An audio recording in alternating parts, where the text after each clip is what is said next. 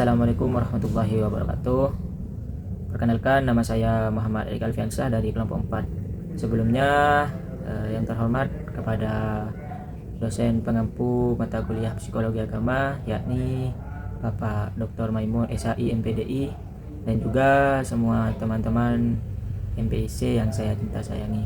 Langsung saja, saya sebagai moderator pada presentasi kelompok 3 yang akan membahas tentang materi perkembangan jiwa keagamaan pada dewasa dan lansia. Langsung saja kepada para pemateri untuk memperkenalkan diri sekaligus menyampaikan materinya masing-masing. Sekian. Assalamualaikum warahmatullahi wabarakatuh. Saya di sini pemateri pertama akan menjelaskan makalah yang telah kita buat. Materinya adalah perkembangan jiwa keagamaan pada dewasa dan lansia. Saya sendiri dengan nama Ahmad Faris Negara. Jadi makalah di sini terbagi menjadi dua, yaitu perkembangan jiwa keagamaan pada dewasa dan lansia dan sikap keagamaan pada dewasa dan lansia. Jadi di sini perkembangan jiwa keagamaan merupakan salah satu aspek fundamental dalam kehidupan manusia yang terus berkembang seiring dengan pertambahan usia. Dan untuk pada fase dewasa dan lansia ini, perkembangan jiwa keagamaan mengalami transformasi yang signifikan dipengaruhi oleh berbagai faktor seperti biologis, psikologis, dan atau sosial dan spiritual.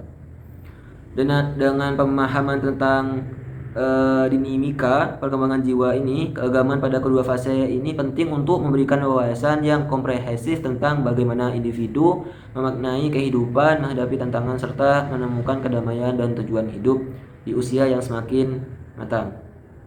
Yang telah saya jelaskan tadi, ada salah satu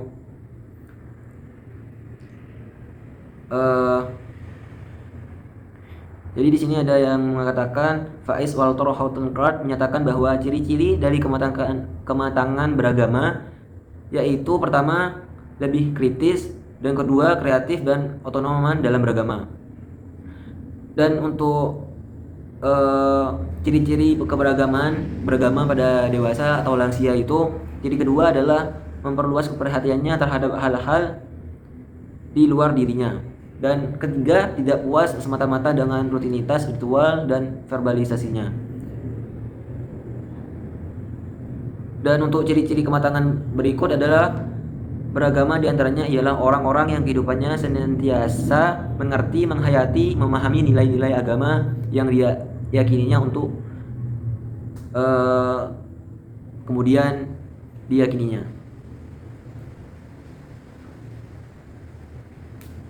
Jadi seperti itu saja. Jadi jelaskan dari saya. Assalamualaikum warahmatullahi wabarakatuh. Assalamualaikum warahmatullahi wabarakatuh. Sebelumnya perkenalkan, nama saya Wismawati. Di sini saya sebagai pemateri kedua dari kelompok 3 mata kuliah Psikologi Agama. Di sini saya akan membahas tentang perkembangan jiwa keagamaan dewasa dan lansia. Nah, pada masa dewasa itu ada dua fase. Fase pertama yaitu masa dewasa awal, dan yang kedua yaitu masa dewasa madya. Nah, kedewasaan tidak hanya dilihat dari aspek fisik, tetapi juga kematangan psikologis, sosial, dan spiritual, terutama dalam perspektif Islam. Sementara itu, lansia mengalami peningkatan religiusitas seiring penurunan kemampuan fisik dan persiapan menuju akhirat. Nah, seiring bertambahnya usia, cara orang menjalani kehidupan beragama juga berubah. Di usia dewasa awal, yaitu dari umur 21 sampai 40 tahun, pemahaman agama tidak lagi sekadar mengikuti aturan, tapi lebih dalam. Orang mulai memikirkan makna agama dalam hidup mereka dan menghubungkannya dengan nilai-nilai pribadi. Terus, ketika masuk usia parubaya atau masa dewasa madya, yaitu dari umur 40 sampai 60 tahun. Nah, tubuh mulai menua dan orang seiring kali lebih memikirkan kematian. Disinilah agama sering menjadi tempat mencari ketenangan dan jawaban atas kekhawatiran tersebut. Oke, lanjut di usia lanjut atau di usia lansia itu dari umur 65 ke atas, yaitu meski kondisi fisik menurun, semangat beragama justru makin kuat.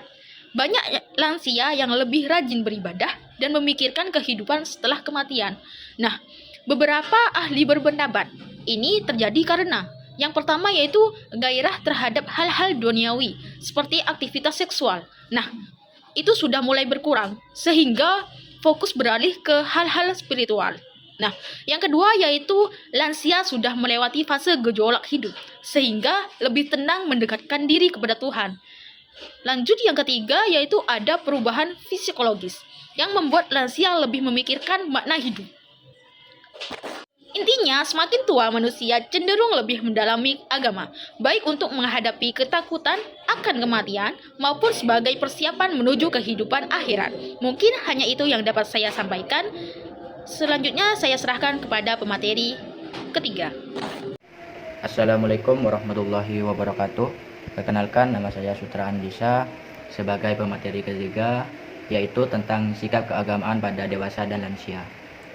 Sikap keberagaman orang dewasa memiliki perspektif yang luas didasarkan atas nilai-nilai yang dipilihnya. Selain itu, sikap keberagamaan ini umumnya juga dilandasi oleh pendalaman pengertian dan perluasan pemahaman tentang ajaran agama yang dianutnya. Beragama bagi orang dewasa juga sudah merupakan sikap hidup dan bukan sekedar ikut-ikutan.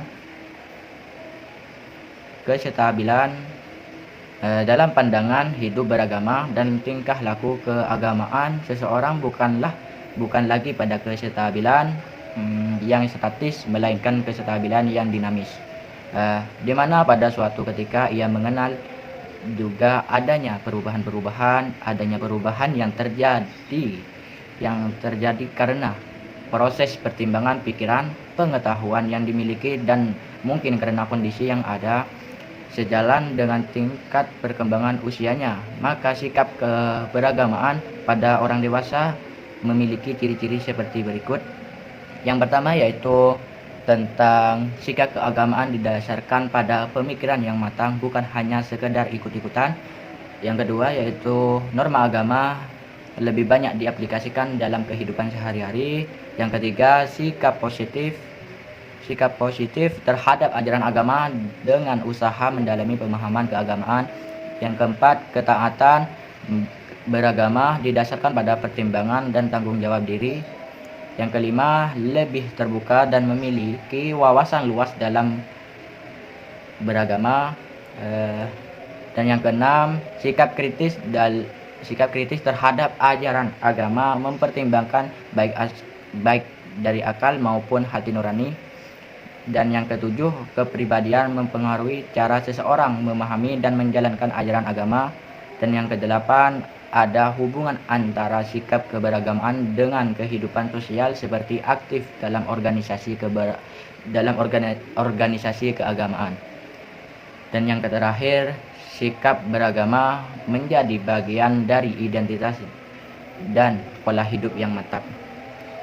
Selanjutnya yaitu tentang karakteristik sikap keagamaan pada lansia.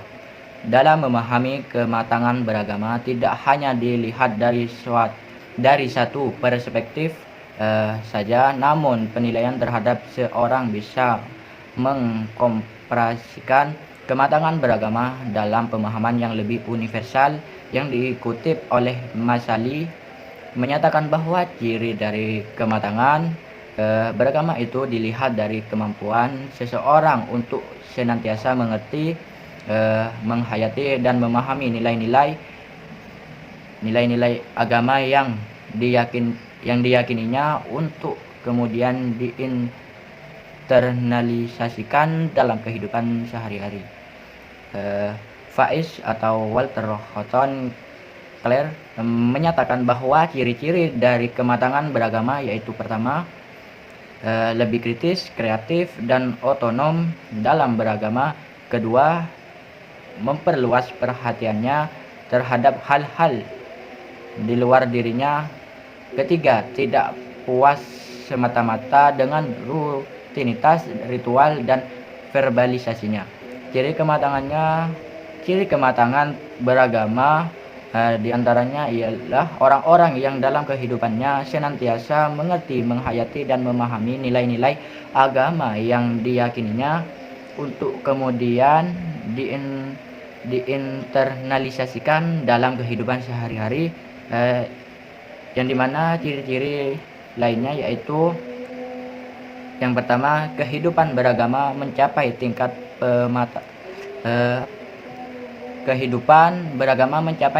pemantapan, dan yang kedua, kecenderungan terhadap ajaran agama semakin meningkat, dan yang ketiga, kepercayaan terhadap kehidupan akhirat semakin kuat, dan yang keempat, sikap keberagamaan lebih mengarah pada kasih sayang dan sifat luhur, dan yang kelima, kesadaran akan kematian meningkat seiring bertambahnya usia, dan yang terakhir, peningkatan sikap keagamaan sebagai respon terhadap kesadaran akan kematian.